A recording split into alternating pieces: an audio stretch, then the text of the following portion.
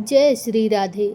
बछ बारस व्रत को ही गोवत्स द्वादशी के नाम से जाना जाता है। ये व्रत महिलाएं अपनी संतान की लंबी आयु और खुशहाल जीवन की कामना से रखती हैं। हिंदू पंचांग के अनुसार बछ बारस का व्रत भाद्रपद महीने के कृष्ण पक्ष की द्वादशी को किया जाता है। इस दिन महिलाएं अपनी संतान की लंबी आयु और खुशहाल जीवन के लिए व्रत रखती हैं। इसे गोवत्स द्वादशी के नाम से भी जाना जाता है। यह व्रत उन महिलाओं के लिए भी खास होता है जो संतान प्राप्ति की इच्छा रखती हैं।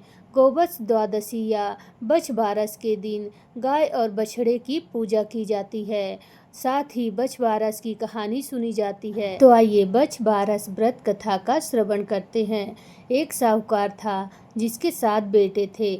एक बार साहूकार ने एक तालाब बनवाया, लेकिन 12 वर्षों तक भी वह तालाब नहीं भर सका। इससे परेशान होकर साहूकार कुछ विद्वान पंडितों के पास गया और उनसे पूछने लगा कि इतने दिन हो गए लेकिन मेरा तालाब क्यों नहीं भरता।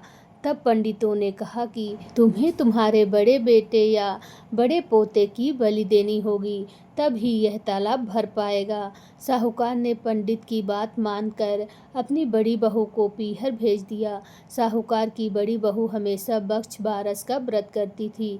बड़ी बहू के पीहर जाने के बाद साहूकार ने अपने बड़े पोते की बलि चढ़ा दी। तब घनघोर मेघ बरसने लगे और तालाब भर गया। जब साहूकार अपने तालाब की पूजा करने जाने लगा तो अन्य लोग भी उसके साथ उसकी तालाब की पूजा करने जाने लगे। जाते समय साहूकार ने अपनी दासी से कहा कि गेउला धानुला अर्थात चने मोठ बना लेना। साहूकार की गाय के बच्चे का नाम भी गेउला धानुला था। उस दासी ने गाय के बच्चे को ही गेउला धानुला समझकर पका दिया। साहूकार व साहूकारनी गाजे बाजे के साथ तालाब को पूजने लगे। साहूकार के पूजन कर लेने के बाद वहां आए लोग भी तालाब का पूजन करने लगे। उसी समय जिस पोते की बलि दी गई थी वह वहां गोबर में लिपटा हुआ मिला और आकर कहने लगा कि मैं भी तालाब में कूदूंगा। उस बच्चे को देखकर साहूकार ने कहा कि मैंने तो इसकी बलि दे दी थी जिससे ही ये तालाब भरा था, लेकिन गाय माता ने हमारी लाज रख ली और हमें हमारा पोता वापस लौटा दिया। अपने बेटे को वापस देखकर बहू भी बहुत खुश हुई। तब साहूकार दौड़ा दौड़ा घर वापस गया और दासी से कहने लगा कि गाय का बच्चा कहाँ है। तब दासी बोली कि आपने गेउला धानुला को पकाने के लिए कहा था तो मैंने उसे पका लिया। यह सुनते ही साहूकार क्रोधित हो गया और अपनी दासी से कहने लगा, अरे पापिनी, तूने यह क्या अनर्थ कर दिया। अभी हम एक पाप उतार कर आए हैं, इससे पहले कि तूने दूसरा पाप हमारे सिर लगा दिया। साहूकार अपना सिर पकड़कर बैठ गया।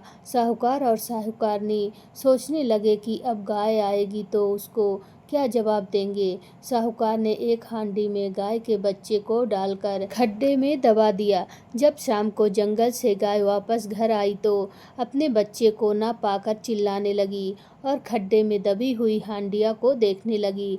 जब गाय ने हांडी को खोद कर निकाला तो उसमें बछड़ा निकल आया। जब साहूकार को पता चला तो वह भी बछड़े को देखने के लिए गया तो उसने देखा कि बछड़ा तो अपनी माँ यानी गाय का दूध पीने में व्यस्त था। तब साहूकार ने पूरे गांव में ढिंढोरा पिटवाया कि सभी स्त्रियों को बछ बारस का व्रत करना चाहिए।